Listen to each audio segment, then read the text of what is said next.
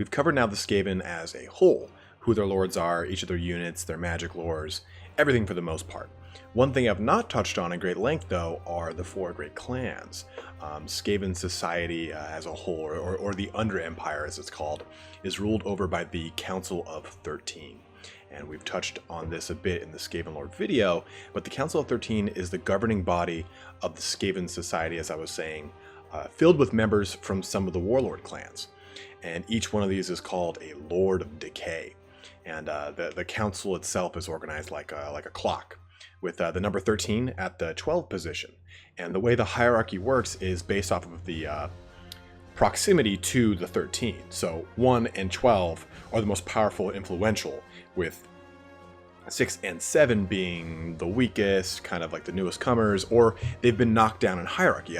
Just like the Dark Elves, there is a lot of infighting and backstabbing and opportunistic alliances and untrustworthy behavior for the Skaven as a whole. And as I was saying, those seat positions kind of shift as their sphere of influence and their power vacuum, quote unquote, kind of shifts around as well.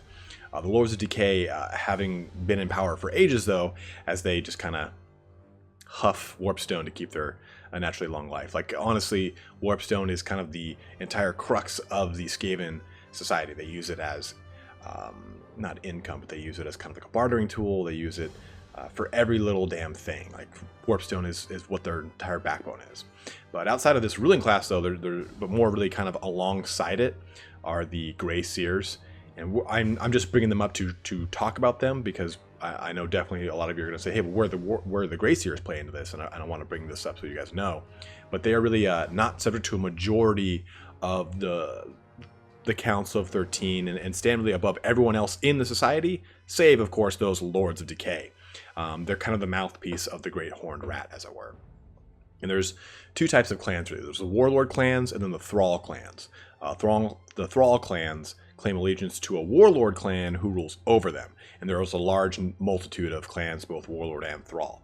Some don't have any place on the Council of 13.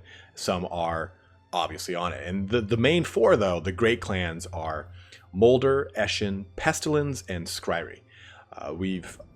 Not Skryre. Sorry, Skryre. Skryre is not the correct pronunciation. I was trying to keep that as a joke running for a little bit, but it just sounds so bad. So it's clan Skryre. You guys have corrected me on that. I've got the pronunciation down here. But we've touched on each one of their units as well as what makes up each clan. But in today's video, I'd like to go into the origins of each clan, what makes them distinct, where they hail from, as well as some of their more notable actions / lords and the such.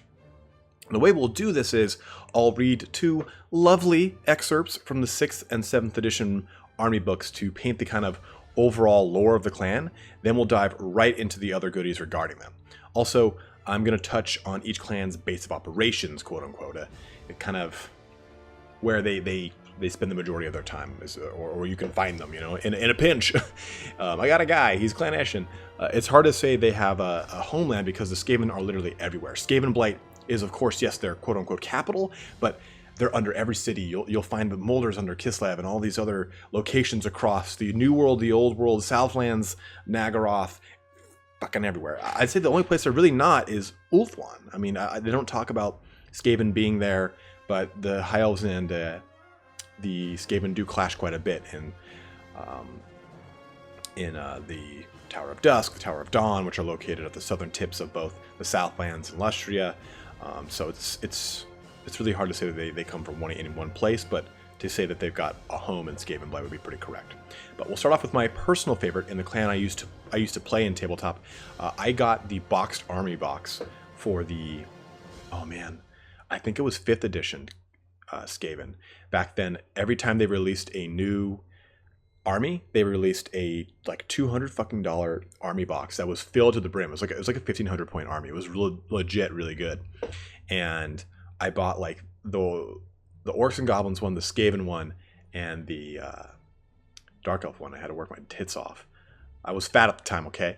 But I only played Skaven for a little bit because I realized that they were just kind of a little too scatterbrained for me, and I kind of like the standard rank and file units of, say, a High Elf army. But when I did play them, I liked Clan Eshin, and we'll jump into them right now as the first clan here. So we'll start off with the 7th edition little blurb here, then we'll jump over to the 6th edition blurb, and I'll I'll delineate each one.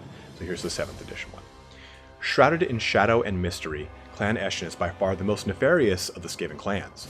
They are feared as murderers, and the art of stealthy death is one that they have mastered. They are silent stalkers, more than capable of infiltrating past any number of guards or traps. At their disposal are a range of troops trained to kill, from the solitary assassins to whole death squads known as gutter runners. For the right price, Clan Eshin will slay any rival, steal any information, or commit any act of sabotage required. No warlord wants to be targeted by a Clan Eshin contract, and the mere mention of the black-clad killers is enough to make any ratman look over his shoulder. There are Clan Eshin agents scattered throughout the strongholds of many warlord clans, and even hidden within the cities of the surface dwellers. So that's the 7th edition blurb. We'll jump over here into the 6th edition, and basically it does this little blurb that cuts into all the units for the respective clan. So 6th edition here. Clan Eshin disappeared into the east early in Skaven history and had been considered lost for many centuries. When its members returned to Skaven Blight, they were changed. During that long period in contact with the mysterious human cultures of Inja, Cathay, and Nippon, the Skaven had learned much, especially about the arts of stealth and assassination. From then on, Clan Eshin has found a clear role in Skaven society. Its assassins have become the force which the Council of 13 uses to uphold its decisions and maintain its reign of terror amongst the clans. Of course, the services of Clan Eshin are often hired by many other influential Skaven to spy on their rivals or to remove political opponents who are too successful. Clan Eshin also provides light skirmishing troops and units of infiltrators to any warlord who is willing to pay their exorbitant price. So, this is going to be a repeating motif that you'll hear about from every single clan, is that their likelihood to sell their services to other clans. Moulder being maybe their beasts, or Clan Eshin their assassination services, or Skryre. I keep looking at the word Skryre, and I just want to say Skryre, but I know it's Skryre. I said 15 times in my head Skryre. But Skryre likes to sell off their technology, the Doom Wheel and stuff like that are functionality, are inventions that they've created out of necessity, but they then recreate and sell off.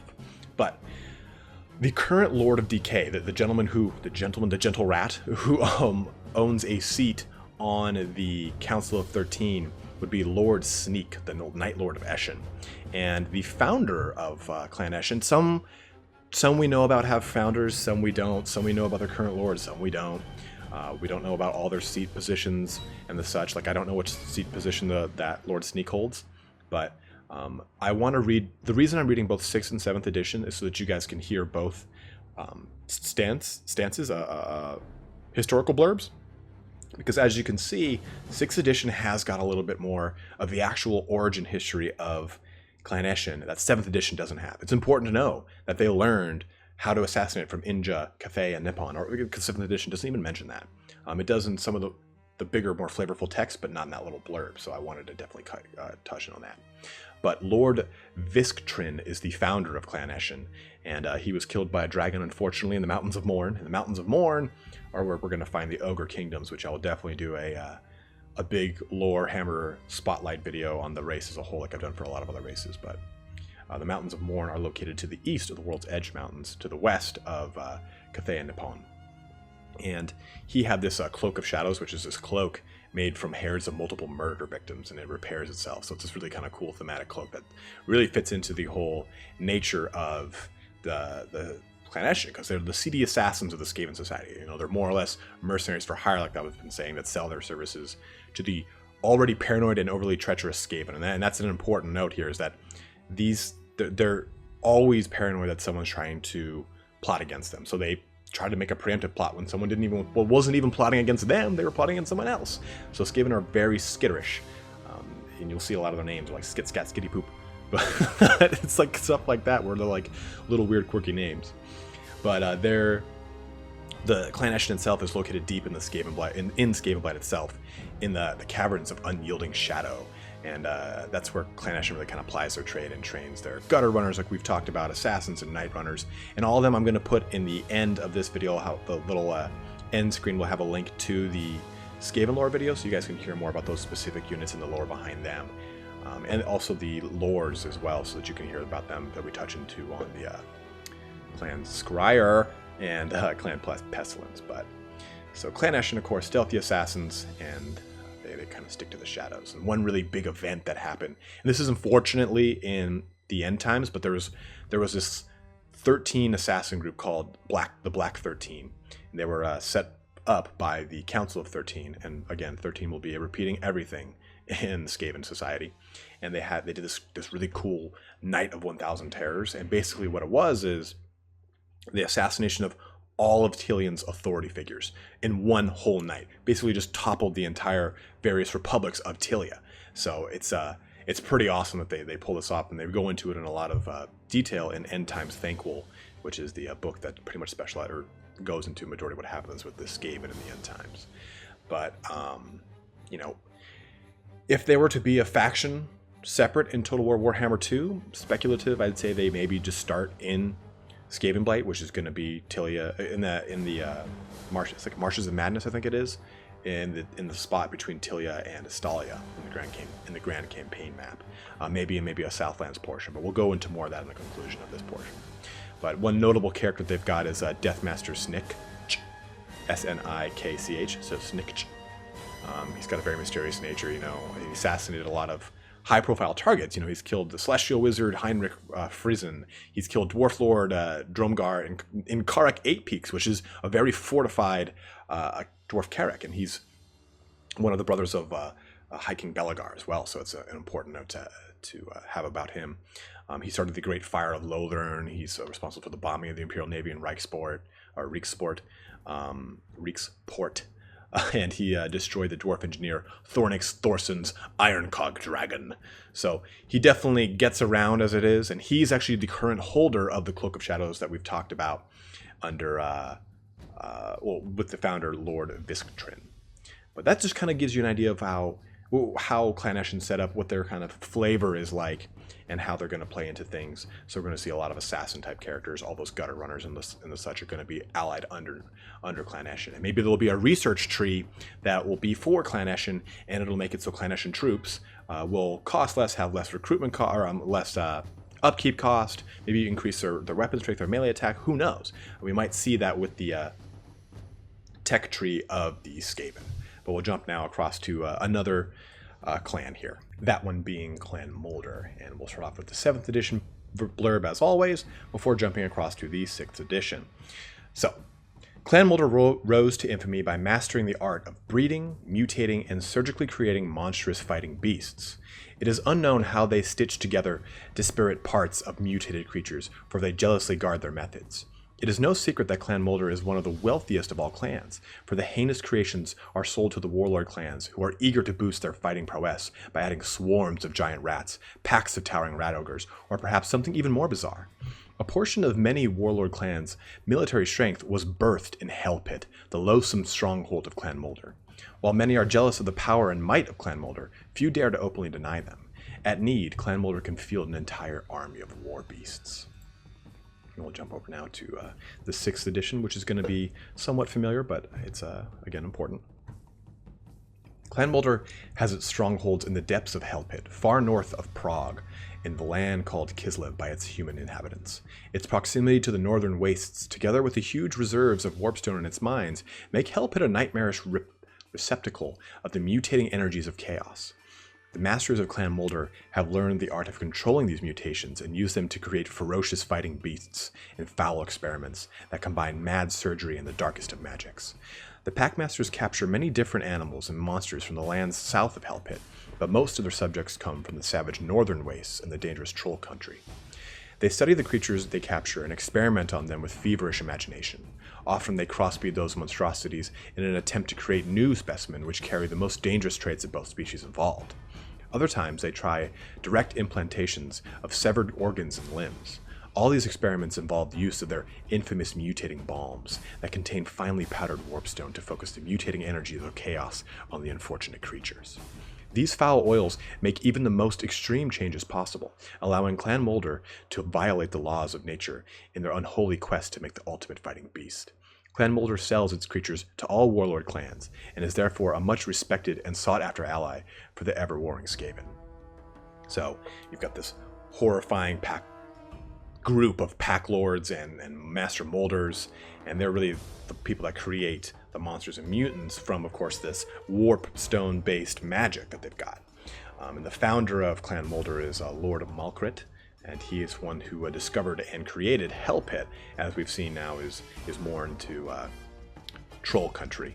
And the warp radiation from the wastes, as I was saying, is what allows them to really kind of perfect their experiments as they abduct these creatures. And you know, this is where they create giant rats, rat ogres, and the Titanic Hell Pit abomination that we go over in the lore video. And although every clan is willing to pay top dollar for these puppies, or should I say ratties, Clan Moulder is not really held in high regard, though, outside of this. There's an innate distrust for a clan that experiments on its own kind, because there is a lot of xenophobia in Skaven society. They don't like outside things, man, beasts, anything like that. They just don't like them. So it's kind of funny, you know, they have a natural xenophobia, so they wouldn't dare experiment on anything unclean, is what they call like humans. But, you know, assuming that a pox-infested, flea-ridden, twitching and spasming sentient rat creature is clean. But, you know, be that as it may. The current Lord of Decay of Clan Moulder is Verminkin, the Pack Lord of his title is the Pack Lord of the Clan Moulder, and he holds the 9th seat on the Council of 13. So that's pretty important to know here. So you do again have this clan that is focused entirely around the beasts of Skavendom, whereas Clan Eshin's a little bit more militaristic in the sense that they're assassinating, getting up close and personal. Clan Moulder is creating these beasts that do it for them, and then sells them at top dollar to, you know, Thankful, who has Bone Ripper created for him by Clan Moulder, and Bone Ripper's his faithful rat ogre beast creation that has been recreated many a time. So that kind of gives you a sense for how Clan Moulder fits into this society, and each one of these has a pretty important cog in the machine, I guess you could say.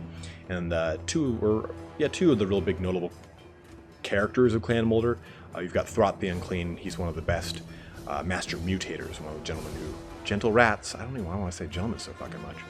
But gentle rats who mutates and creates a lot of these monstrosities. With Squeal Gnawtooth is the greatest pack master of Clan Moulder. So he's able to control the giant rats and rat ogres that a Throt the Unclean would create, more or less.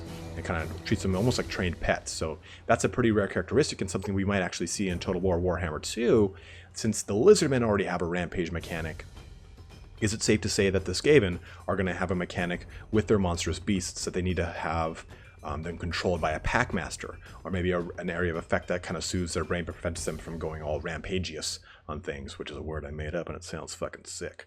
But that as a whole is Clan Moulder. We're about to get into Clan Pestilens now. This one's pretty important because I'm going to say that this one is not definitely in the sense, well, so Clan Pestilens is located, as you will see from these descriptions here, in Lustria, and that's where they created themselves out of and everything like that. So it's going to make a lot of sense to me that Total War Warhammer 2 is going to have a lot of Clan Pestilens to begin with, or maybe that's going to be one of the main factions that starts off in Lustria, with another one starting off maybe in Southlands or other portions. Well, I'll go into more of that later, but let's hear the little excerpt from the book from 7th edition to start off here. Perhaps the most ill-regarded of all clans is Clan Pestilens. They are known as the Plague Monks, for they are the disciples of disease and decay. Members of Clan Pestilens dedicate themselves with insane fervor to spreading pestilence and corruption in the name of the Skaven god, the Great Horned Rat. Their warriors are recognizable not just by their distinctive chanting, but by the horrible poxes they bear. For if the Clan Pestilens doctrine that to spread disease one must bear the contagion within. Rather than sicken and die themselves, however, these infectious ratmen instead grow tougher, their hides thickened by the endless weeping sores and buboes. In battle, the zealous plague monks charge recklessly into the fray, eager to unleash their rabid hate.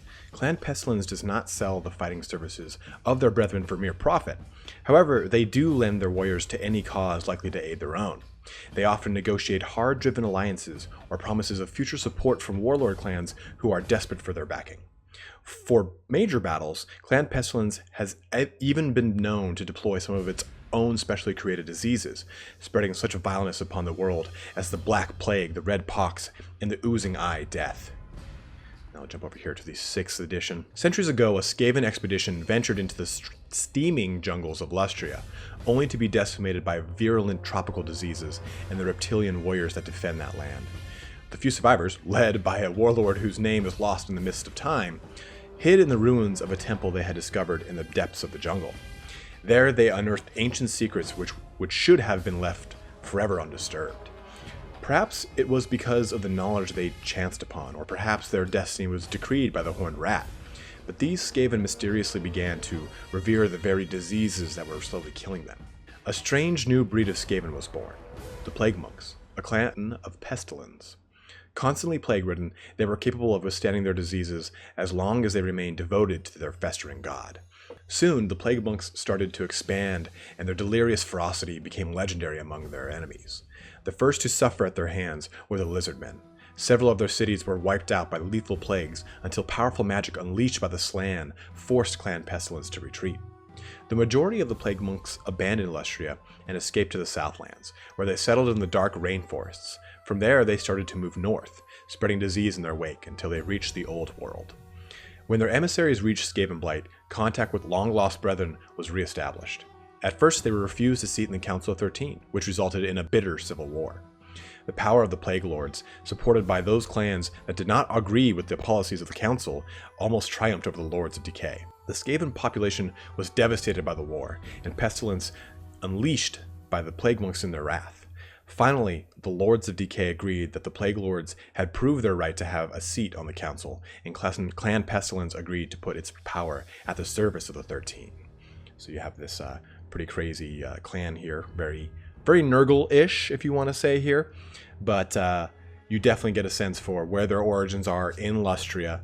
Total War Warhammer 2 being in Lustria as well. We have them talking about being in the Southlands, so it would make sense that we would maybe see them in Southlands. One of the very first Arch Plague Lords, as it's called, is Nurglich, and he's the current Lord of Decay for the clan Pestilence. So you can kind of see him as maybe also somewhat of the founder, like we've heard that the founder's kind of shrouded in mystery, but it does talk about how Nurglich is one of the very first plague monks and plague priests to ever arise. So it's safe to say that he's kind of amongst some of the founding fathers of the clan Pestilence, and they're, as we've seen here, they're probably the most feared of the Skaven clans, as their diseases really have no regard for friend or foe. Clan Pestilence will probably be the clan mostly showcased in what we're going to be seeing from some of the speculated stuff from the Total Warhammer 2 reveals. And as you've really seen, they're the closest what the Skaven get to Nurgle, as we've talked, with all manners of diseases. And the Plague Monks, the Plague Censer Bearers, the Plague Priests, these are all the units of Clan Pestilence. And Nurgle has, he kind of imparts increased toughness on his units in the tabletop, and it's the same thing for all of Clan Pestilence. Their Plague Priest has a toughness of 5, their Plague Monk has a toughness of 4, which is very high for Skaven. They have very low toughness.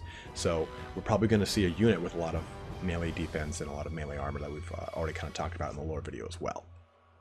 But Clan Pestilence has been a rather important player in a lot of the more recent events of the Warhammer universe. They caused both of the Skaven Civil Wars. There's 2 real big ones, and they're responsible for the Black Plague that swept through the Empire, not to great effect, but they're also responsible for the Red Pox that swept through Britannia, mainly Bordello. It wiped out more than half the population. So they pull from the lore of Plague, which we've talked about in the Magic lore video, and they have this really cool cauldron of 1,000 poxes that they dip their weapons in, that they brew all these diseases in. It's this really cool thematic giant cauldron, like a witch's cauldron, that a bunch of the plague priests just stew and turn and twist, and just kills people outright by just sniffing it, but their flesh starts to decay into the cauldron of 1,000 poxes. It's this really cool thematic centerpiece for the clan Pestilence, and one of their most notable characters is Lord Skrolk, and he's this impossibly old plague priest, and just he's always walking all over the land, spreading plagues as he goes about. And I'm definitely thinking that he'll probably be one of the legendary lords for the Skaven. Thanquol is a big contender because he's probably one of the most important casters / Grey Seer. Well, he is the most important Grey Seer of the Skavendom. But Lord Skrolk, although a plague priest and a caster himself, he's not too shabby in close combat. That's what I meant to say. So I wouldn't be surprised if we saw Lord Skrolk here as well. But let's round off here with the last and easiest to pronounce clan Clan Skryre, going into their little excerpt here from the book, first with 7th edition. Clan Skryre specializes in the insane blending of sorcery and arcane technology. Its members, known as Warlock Engineers, are inventors that build infernal devices capable of fiendish destruction. Many are sorcerers in their own right, able to manipulate the winds of magic to cast spells and intertwine enchantments into mechanical form. From their warp forges under the verminous capital of Skaven Blight, Clan Skryre has produced untold weaponry, including the poisoned wind globe, the warp fire thrower, and the deadly warp lightning cannon. Clan Skryre has risen to become arguably the most influential of all clans. By selling their weird arsenal of devastation to the Warlord Clans as quickly as slaves can churn them off the assembly lines, Clan Skryre has grown as wealthy as Clan Moulder. None dare offend Clan Skryre for fear of ending up at the wrong end of any number of weapons that could melt, blast, desiccate, or otherwise cause grievous death. Now into the 6th edition here. Clan Skryre specializes in the blending of evil magic and arcane Skaven technology. Its members, better known as Warlock Engineers, constantly experiment to create newer and more powerful weapons of mass destruction. They often steal war machines from other races and then strive to improve them in their own unique way. This almost invariably involves the inclusion of warpstone-based mechanisms that increase the weapon's potential for destruction, but also tend to make them much more unstable. Other races would consider such weapons far too dangerous for large-scale use on the battlefield, but Skaven have a different attitude, normally accepting a few losses from their own weapons as normal. After all, that's what slaves are for. The most recent addition to Clan Skryre's arsenal is the powerful Warp Lightning Cannon. This bizarre gun is powered by a huge chunk of raw warpstone. Its magical energy is channeled through a series of lenses that amplify and concentrate it. When the weapon is fired, a bright green bolt of lightning surges from the weapon's muzzle, powerful enough to shatter mountains, at least in theory. By selling the services of their specialized weapon teams to constantly warring clans, the masters of Clan Skryre have achieved an unparalleled level of influence and are at the moment the most important of the 4 greater clans. So, we don't really know who is the leader, the creator of Clan Skryre, but we know that the current Lord of Decay is Lord Morskatar, the exalted warlock of Clan Skryre.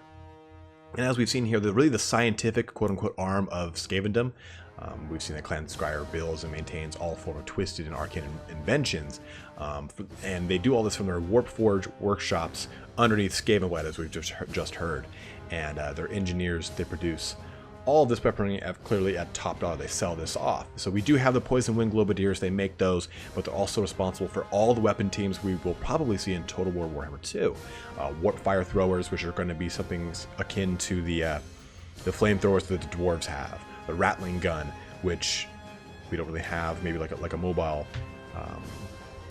what's that thing called? Organ Gun, or the Poison Wind Mortar, the Warp Grinder. So you definitely have a lot of variation from the weapon teams that Clan Skryre create, but they also have the Warplock Jezzails, which are a 2-person Skaven team, one that holds a shield up and the other one that holds up a giant musket that has got heavy AP damage. And then of course we just heard about the Warp Lightning Cannon, and then lastly the Doom Wheel, which is this awesome wheel that they've created to battle dwarves in their holds, and that we go into that in the Skaven lore video, of course. But it's this massive wheel, and it's really one of the really cool like centerpieces of the Skaven army. A lot of people that play Skaven love the Doom Wheel because it's so damn cool looking. And Clan Skryre itself utilizes the lore of Ruin, which has a lot of like lightning, electricity to it and such, because you know the kind of mad scientist Dr. Frankenstein approach that Clan Skryre is. They do have a bit of a steampunk look to them too. All their Warlock Engineers are just kind of encased in this like brass and gold and bronze kind of stuff. So that's kind of the overall look of the clan itself. And their notable character is Ikit Claw, who's considered the right fang of Lord Morskatar. But we did read the 7th edition blurb in the Skaven lore video, but the 6th edition blurb really is what gets you a lot of the backstory of all of these clans. And that's why I decided to read both, just to kind of recap on the 7th, but get you all the rich history we get from the 6th. So this really covers all the great clans of Skavendom. In Total War Warhammer 2, we'll probably be finding out quite soon how these clans are going to flesh out. Will they be alternate starting areas with Pestilence starting in Lustria, and also maybe another another portion starting in the Southlands, or maybe an arm of Skryre starting up near Haggrafe, because Haggrafe has a lot of warpstone mines. So we really don't know how this is going to pan out. We've got suspicions that Kroq-Gar will be in the Southlands. While not particularly lore-friendly, it would be a great way to have two factions starting in two separate continents. But we don't know much just yet. It's a lot of speculation, and I think we'll find out more in the next week or two. But needless to say, the Skaven are going to be a very colorful, for lack of a better word, army that spans a lot of character. They got a lot going on. A lot of randomness is involved in a lot of their tabletop mechanics, and I'd love to see how they're going to translate that into Total War Warhammer 2. But hopefully you guys got a good idea for how the Skaven Society is run, as well as how the clans really operate. Let me know down in the comments if there's any Skaven lore that you really like or that I missed out on. I love to kind of color these videos or color the community with some of what you guys already know as people that play maybe Skaven a little bit more than I do, or have read a lot more into 3rd and 4th editions, and 5th edition. I have that book somewhere around here, but 6th and 7th is what I wanted to go into mainly. But as always, guys, thanks for watching, and do take care.